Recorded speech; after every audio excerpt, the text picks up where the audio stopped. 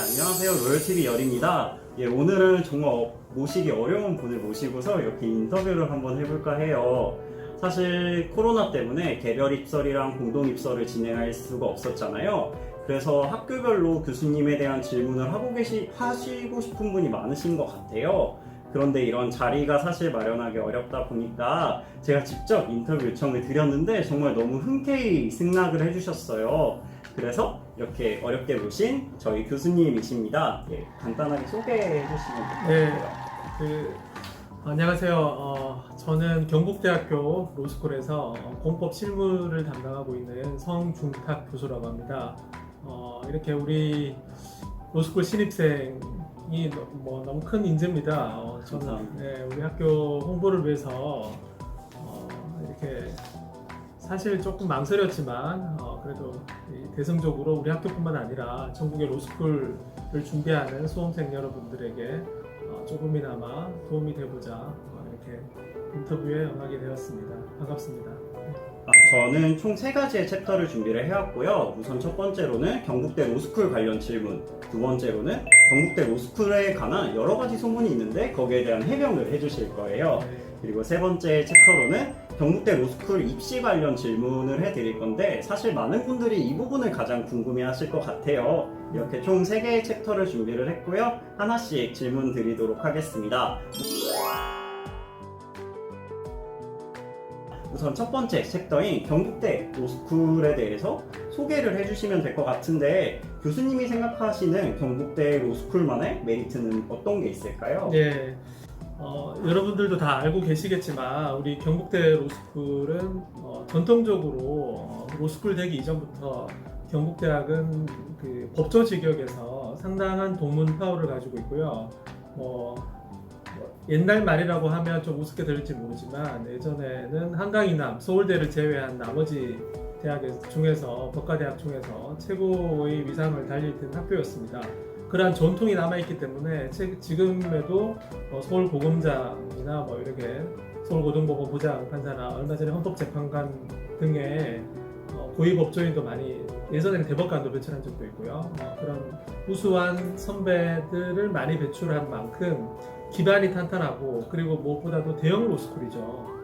120명 정원 서울대학을 제외한 나머지 연세대, 고려대, 성균관대와 견주는 그런 120명의 대형 로스쿨이란 강점은 더 넓은, 더 폭넓은 기회를 제공하는 한편 또 어떤 측면에서는 내가 성적이 조금 낮다, 떨어진다라는 리트 성적을 이번에 좀 못 봤다 이런 학생들에게도 정원이 많은 만큼 수도권에 있는 소규모 미니 로스쿨에 비해서는 입학하기가 훨씬 쉽다, 쉬울 수 있다 그런 장점을 강조하고 싶습니다.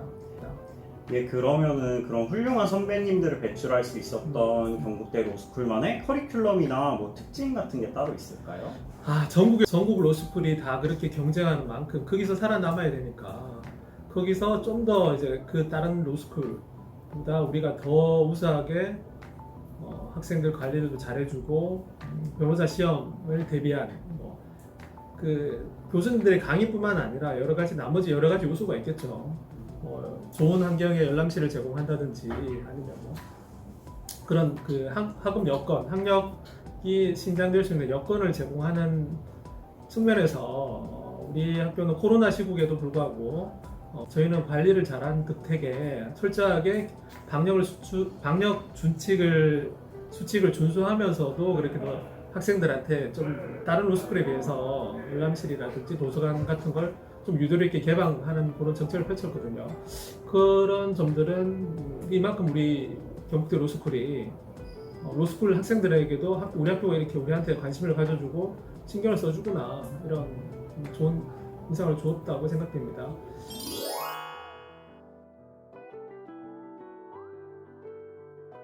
이제 두 번째 챕터 들어가도록 하겠습니다. 바로 경북대학교 로스쿨에 관한 여러 가지 소문에 대한 검증인데요. 저는 개인적으로 그러니까 제가 여러 가지 질문을 준비를 했어요. 그런데 이 질문에 대해서 어느 정도 사실인 것 같고 아닌 것도 있는 것 같거든요. 근데 과연 교수님 입장에서는 이것을 어떻게 생각하실지 여쭤보도록 하겠습니다. 우선 첫 번째 질문입니다. 경북대 로스쿨에 유독 학벌이 좋은 학생들이 많이 지원을 하고 합격을 하다 보니까 학벌을 많이 보는 학교가 아닌가라는 소문이 많이 돌고 있어요. 이에 대해서는 어떻게 생각하십니까?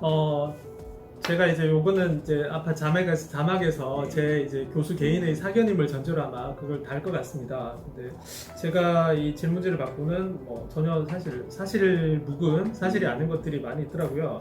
학벌을 많이 본다는 말을 지금은 특히나 이제 소위 말하는 이제 블라인드 면접 채용을 진행하고 있거든요. 자소서에도 학벌을 기재하지 못하고 면접 볼 때 전혀 기본적인 자료가 제공되지 않기 때문에 학벌을 본다는 말은 이제 지금은 사실이 아닌 것 같습니다. 사실 이 부분에 대해서는 저도 많이 느낀 게 다른 학교 면접을 제가 좀 많이 봤었어요. 네. 그런데 그때마다 느꼈던 게 약간 학벌을 유추할 수 있는 질문들을 많이 해주셨었는데 저희 학교 같은 경우에는 아예 인성 질문도 없었고요. 네. 그리고 그런 거와 관련된 질문을 아예 하지 않으시다 보니까 확실히 그런 측면에 있어서는 공정성이 되게 이렇게 부각될 수 있는 학교 중에 하나가 아닌가라는 생각을 했던 것 같아요. 네, 저희는 그러면 이제 두 번째 질문 들어가겠습니다.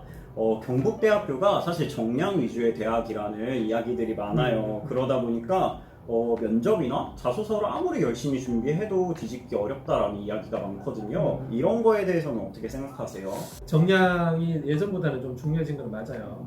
리트라든지 학점이라든지 중요해서 면접을 통해서 뭐 소위 말하는 뒤집기가 이제 예전보다는 어려워졌지만 그래도 매년 보면 면접을 잘 봐서 면접에서 최상위 모든 세 분 교수님들이 다 좀 A+ 이렇게 좋은 점수를 주는 바람에 면접에서 뒤집힌 경우가 사실 왕왕 계속 있긴 있습니다. 저도 동기 중에 거의 한 2배수 정도였는데 합격한 학생들도 있을 정도로 어느 정도 면접과 자소서를 진짜 열심히 맞습니다. 준비를 하시면 합격 가능하다고 생각합니다. 그렇습니다. 그러면 이제 조금 가벼운 질문을 한번 해볼게요.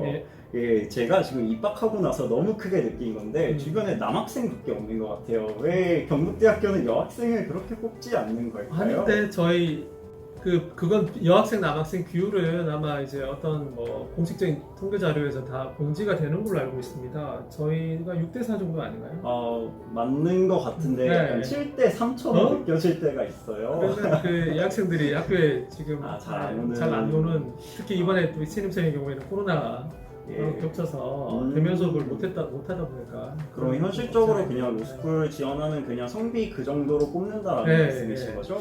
그러면 이제 네 번째 질문 드릴게요.